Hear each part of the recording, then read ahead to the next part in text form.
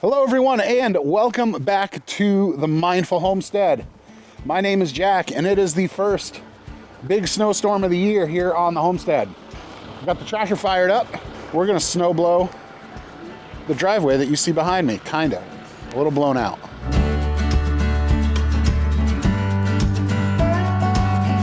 So I've got the TYM warming up over there.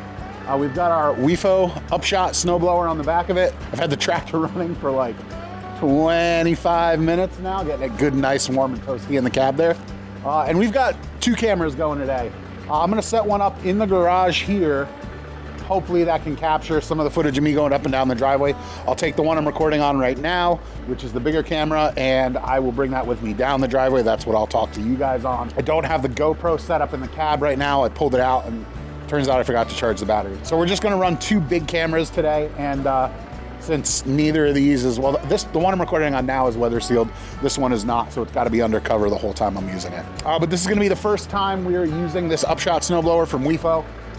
It's a drag type snowblower, so I drive forward and pull it behind me. Kind of a neat setup. I will link the video where I installed this on the tractor and got it all set up with some new hydraulic lines on the PTO shaft and all that good stuff. I'll link that up in the corner if you want to go see that one. But for now, I'm gonna hop in the cab, I'm gonna get this camera set up, and we're gonna start snowblowing because it's coming down really good. It's one of those times where I'm so glad that I ponied up for a cab tractor. I said before that I was hoping this was the last tractor I'd ever have to buy. And for now, it's looking like it is. If it stays working like this, I don't think I'll ever have to replace it. So there's our rotation behind me. And let's blow the snow away from the house. So this has an auto PTO, which is kind of cool. If I set it to auto, here, if I push this PTO button, you can see it's not spinning. But if I lower it,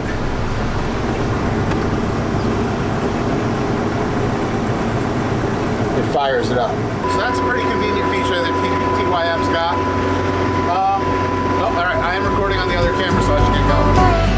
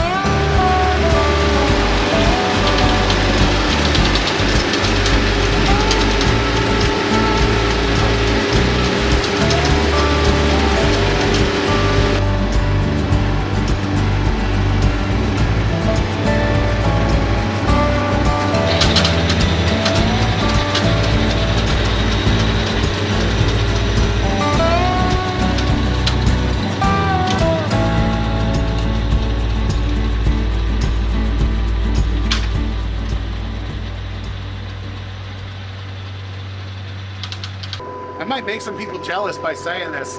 It was too hot in the cab. I had to, there, look. I had to turn it all the way down just to not be overheating in here in this sweatshirt. I could have been wearing a t-shirt just now. I got a few minutes to kill. Snow came off the roof. Jackie's shoveling it off the porch. And I'm gonna come through and I'll blow it out of the way. Something I mean, I knew was gonna happen, but I don't think I was really prepared. The intensity with which snow falls off this metal roof. This isn't even really a big storm, and if you're not paying attention, it'll get you if you're under it. First impressions, I really like this thing. I do need to adjust the shoes.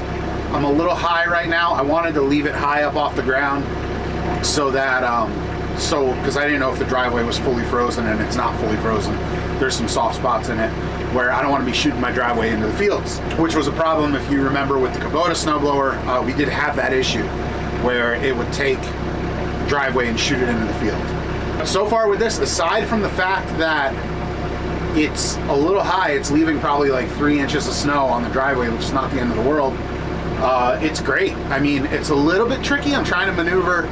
You got to use your mirrors because you need to know exactly how wide you are. It just covers the rear tires on this tractor, so I'm using my mirrors to kind of pay attention to that. Down at the end of the driveway is going to be a little bit tricky because there were spots where with the Kubota front mount, I could push into areas where I didn't want to drive the tractor.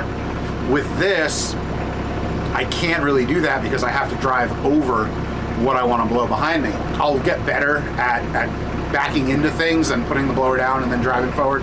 But there's still little tricky things. But the advantage of having the blower in the back is that I can leave the bucket on the tractor. So I cleaned up the mailbox just with the bucket. I didn't even use the snowblower for that. Whereas before, I would kind of stick the blower under the mailbox and blow over the mailbox. With this, I just use the bucket. I think a set of edge tamers are on order because I don't want to dig in with the bucket when I'm doing that sort of thing. But that's just a small little thing. That I'll add to the bucket and that'll make that more effective. Oh, it's dripping on me. It's because I was cleaning off my truck. All right, I think Jackie's done, so I'm gonna, nope, she's still over there, but she's pretty close to done, so I think I can go over that way.